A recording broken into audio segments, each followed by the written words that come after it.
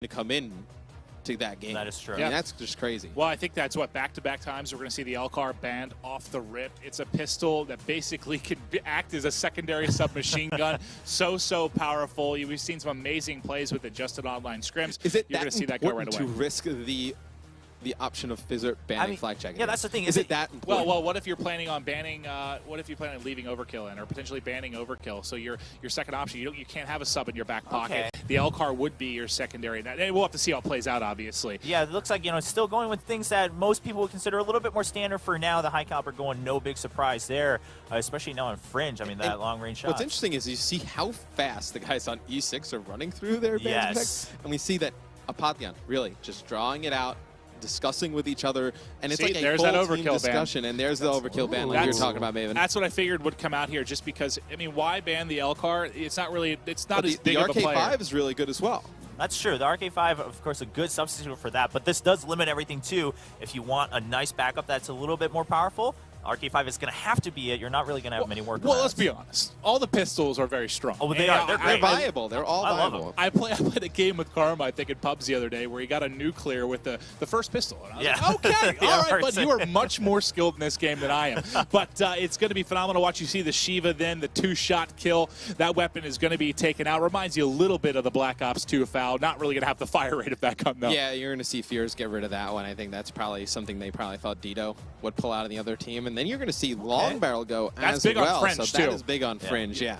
Yeah, so they're going with just more of the gunfights. Like you guys mentioned, I mean, especially early on in the game life cycle, just you want to make sure that you win those 1v1 gunfights, and they're going to say, all right, we want to make sure we don't get picked off right from the start. With high caliber and long barrel gun, that's a big knock to the assault rifles. I mean, those are two attachments that are huge on ARs. I run them on every single AR. The Shiva gun as well. So you're going to see Prophet Glitch come out of Fizzerp. I'm excited to see how he uses that one. You see the Ruin Overdrive. You can kind of expect at least one person on each team to go with that. You see Legal just lock that one in too. So these are pretty much, I think, the ones we expected. Well, and some of you that haven't watched a lot of S&D, I know at first, when I first saw Overdrive being taken to S&D, I didn't really get it. I was like, what do you mean? That's when you pick up the drone, you want to run across map. That's when you grab the flag. But you can cover basically both bomb sites. Like if you're in a 1v1 situation, you can stick by one bomb site, wait till the time you know they're not going to plant there. You can book it across the map so you can fast. use it for that, but I also think on the defensive side, where an offensive team, at the beginning of a round, you know where to expect the defenders to be.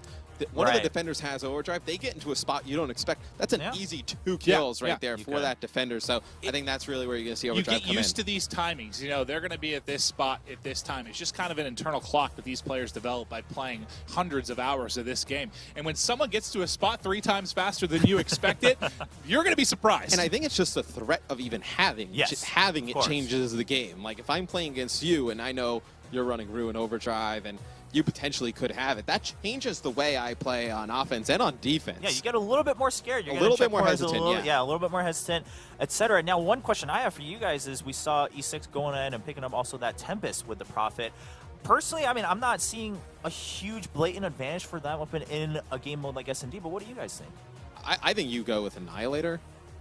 I'm not a big. I mean, personally, I just think Tempest. It's not like the hardest thing to shoot, but with that bit of delay, it's a lot harder to connect with than something like a War Machine or an Annihilator, which are instant shots. Unlike something like the Scythe or the Tempest that take a little bit to get going, doesn't have as much of a place at S&D as you would in Respawn. Yeah, I mean, even you could have went like Sparrow. Use it almost like a sniper rifle. I mean, and there's also a little bit of that explosive, so you could get some tags, you could check around corners for sure.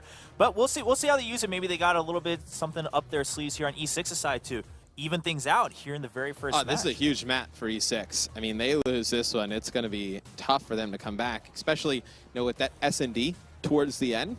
Like we were talking about, you figure E6 probably wins the uplink. You favor them in the CTF as well. I think this is pretty much the game for Apotheon. Apotheon wins this. They force a game 5. There's a really good chance they take this series. Well, and that's what's really, really scary about this, too, because we've already seen just through one game how the Bandit Protects can create an upset. I mean, I think in all of our eyes that was an upset. I mean, granted, it's early in the game. I mean, over the course of the year, who knows? Apotheon might be a much better team than E6, but just looking historically, certainly an upset. What's scary, though, imagine if you lose this series, you're E6. you get upset on the other side. All of a sudden, you're playing for your qualifying hopes against Optic Gaming. I would Like that's frightening. don't throw that scenario out to the good people at home. It's a scary one. You're trying to just scare people at home, aren't you? I mean, but it's something to consider. Again, it is early on in the game's life cycle, and anything really can happen. I mean, yeah, you can say that at any tournament for sure, but there's going to be a little bit more of a toss-up. Like you said, some teams not as used to the whole ban and protect, and it looks like we are ready for that game. So going into the very first round of this S&D, once again, it is Revan and Chance. Thanks, guys. So Fringe, Search and Destroy, map number 2. And Chance, I think a lot of people are sleeping on this Apotheon team. One thing I want to touch on in the specialist draft is Lacefield picking up Heatwave. How do you think that's going to play out here as Saints picks up First Blood? Well, you know, it is going to be that A bomb site inside of Dub, or at least near that area that is very close quarters. So if you're trying to break in, the Heat Wave is absolutely the perfect thing to use just to break in, pick up some easy kill or 2, depending on if it's stacked or not. Of course, Saints in this area is going to be able to get 1. Lacefield, though, able to clean him up. Fear is going to pick up a kill as well, and that's going to very quickly lead us into a 2 versus 2. Okay, so Apotheon are going to tie things up here in the man count. Sensor's going to get this bomb down at the B site, and now it's going to be Apotheon trying to break it. So Fears, he's going to come around towards the train tracks, and he's going to be up with Sensor here, takes him out. So now it's all up to Dito in a 1-on-2, finds one mid-street. He gets taken down. Lacefield with the kill there. So now these guys got to wait, right? They're going to wait as much time as they can to defuse this bomb, because as time goes on, actually, no, I think they fixed it. So they're not going to be building up any specialist meter here. So that was a great fix by Activision.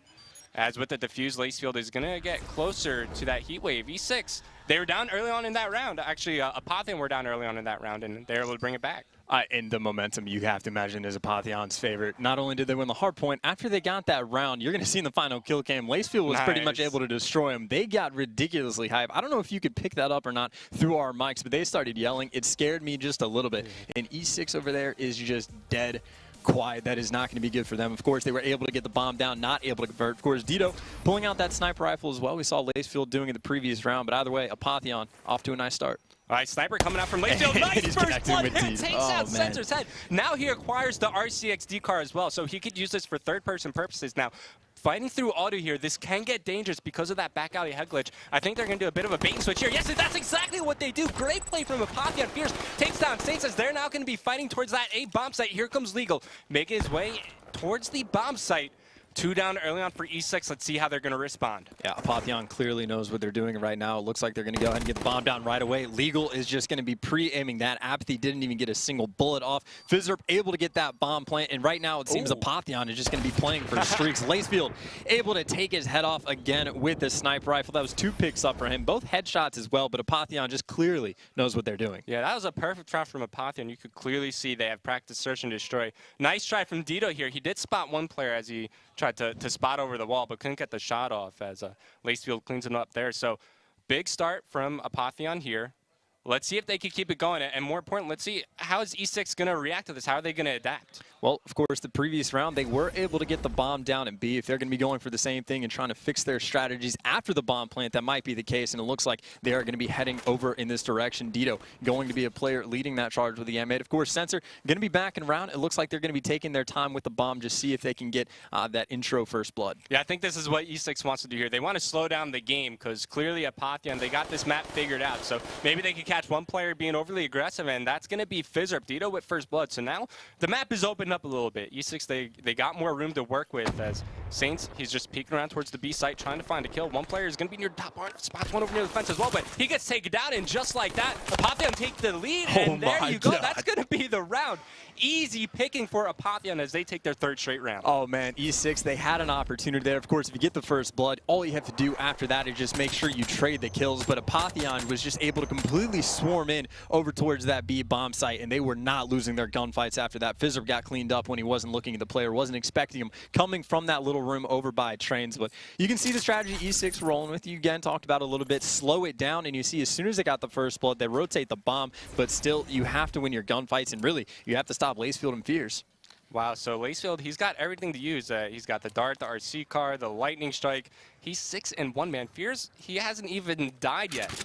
And there you go. Let's see what he could do with this dart, if he could find some kills. Now, keep in mind they did not ban Flak Jacket, so there's a chance for a player to tank this. And he's already spotted 2 players, so finds 2 top arm. This is just great information gathering. And there you go. He's going to find one, takes down Saints. And he also spotted that other player near the back alley. So once again, you see Apotheon setting up for this bait and switch. Now, they could use the RC car. Fierce does get some shots, but Legal's there to trade the kill. Finds one more on the bomb site. It's going to be Lacefield trying to follow this up. Does have the heat wave to use. Also the RCXD card. So a lot of options here for Apotheon in this 2-on-2 situation. Apotheon going to know both players are all the way back towards B. Of course, Lacefield going to be trying to scope one player out. Going to get picked up immediately, but knows that both players are at least back in the spawn. This might be a time where they're going to try and get this bomb down. Fizzerp going to move in with that bomb, standing in the corner. He is going to be going for the plant, and at E6 going to be slowly trying to go for those trades. Right, that was an information play by Lacefield, and now Dito making his way around the back alley.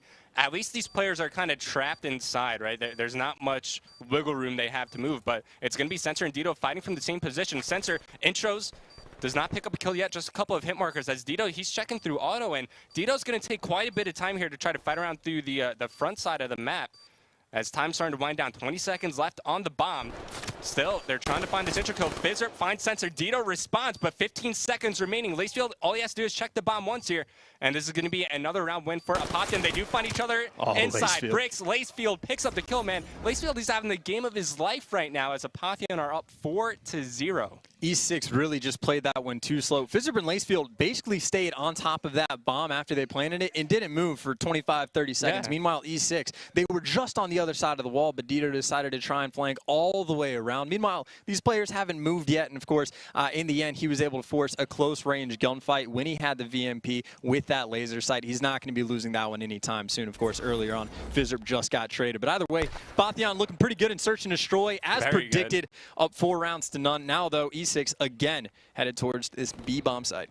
And once again, they're just trying to feel out the map, but Apotheon, they've had some great defensive holds. Apotheon might find first blood here. It's actually going to be Legal getting the best of him there. So Apotheon, everything is just going their way, man. They're getting these first bloods.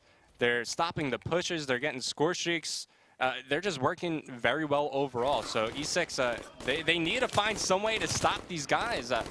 And just like that, everybody falls from E6. These rounds are so quick. It's like Apotheon, they find an opening and they take full advantage of it. I mean, yeah, look at where this final kill cam came in. Legal and Fears managed to get all the way across the map, and they were flanking their opponent. E6 was completely trapped in. Of course, you know, as soon as Apathy falls when he was watching the flank, it makes it so much more difficult for E6 because now they have to be concerned. There's players going to be challenging from up front. When are they going to be coming on the flank? There's too many angles to have to watch with only 3 people. Things are going to get difficult. Now, though, of course, we're going to see the specialist coming in. Legal, going to be using it to run straight in towards A. You can get in a dub very quickly. He's behind both these guys. Yeah, no one's, though, going for the challenge, but if they pop in a dub, Legal is going to be ready for them. Or if he just peeks out to his left, could pick up some easy kills. Meanwhile, Saints able to get that first blood. Legal's time to shine. Gets the 2 easy kills. Not even a shot goes in on him, and that immediately switches up the man-favorite odds. Of course, now it's going to be a 2v2. Make it a 1v2. Dito is going to get dropped. Center needs to clutch, or Apotheon's going to get the 6-0 sweep. The gunfight's going to go down. Legal going to pick it up with the pistol, and that's terrifying. Yeah, if you're that E6. is not good for E6. Not only do they drop the first hard point, they don't even take a round in Search and Destroy. That was like one of the quickest searches I've ever seen in competitive Call of Duty. Looking at the scoreboard here, I mean, Legal 9-2, Lacefield 9-1. We were talking so much about Fizzerp and his Search and Destroy game. He only went 1-4. There's not much for him to do there. I mean, he literally just had to get the bomb plants, but that was an absolute walk in the park for Apotheon. And really, the scary part about that is E6, they're guaranteed to see another Search and Destroy just to even keep their hopes alive. Of course, that's going to do it for us. I want to hear what the